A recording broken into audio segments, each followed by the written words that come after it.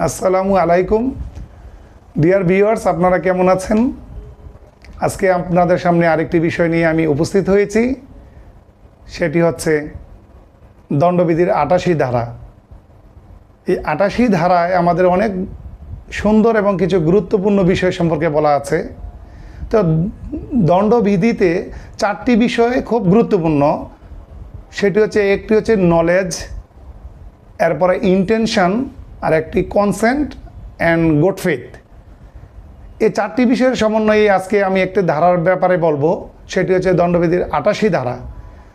সেই ৮৮ ধারায় যে জিনিসটা বলা আছে সেটা হচ্ছে, মৃত্যু ঘটানোর ইচ্ছা ছাড়া কোনো ব্যক্তি যদি সরল বিশ্বাসে অপর কোনো ব্যক্তির মঙ্গলের জন্য তার সম্মতি নিয়ে ক্ষতি হতে পারে জানা সত্ত্বেও কোনো কাজ করে, সেটি অপরাধ হবে না। তাহলে একটু আগে যে 4টি বিষয়ের কথা বললাম, আপনারা দেখেন এখানে কি পয়েন্টগুলো যখন আমরা পর্যালোচনা করি এই ব্যাপারগুলোই চলে আসবে। যেমন মৃত্যু ঘটানোর ইচ্ছা থাকবে না, এটাকেই বলে দণ্ডবিধিতে ইন্টেনশন। আবার ম্যানস রিয়া অথবা গিলটি মাইন্ড, এই ওয়ার্ডগুলো আমরা দণ্ডবিধিতে পাই। সেকেন্ড যে বিষয়টি লক্ষণীয় সেটা হচ্ছে, সরল বিশ্বাস সে কাজটি করতে হবে, সেটা হলো গুড ফেথ।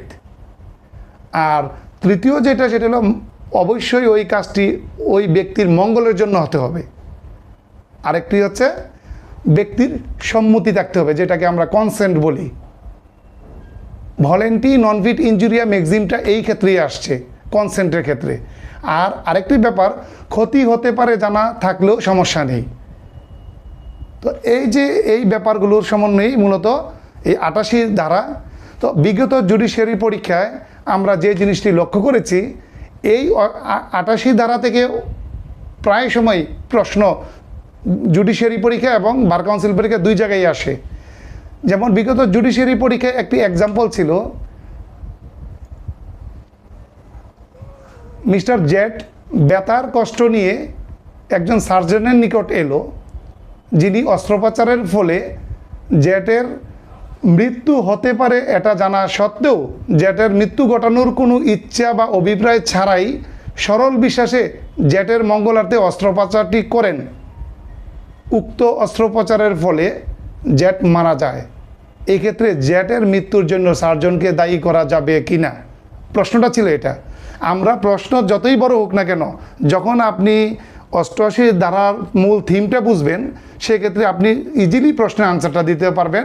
এটা সমাধান একেবারে সহজ।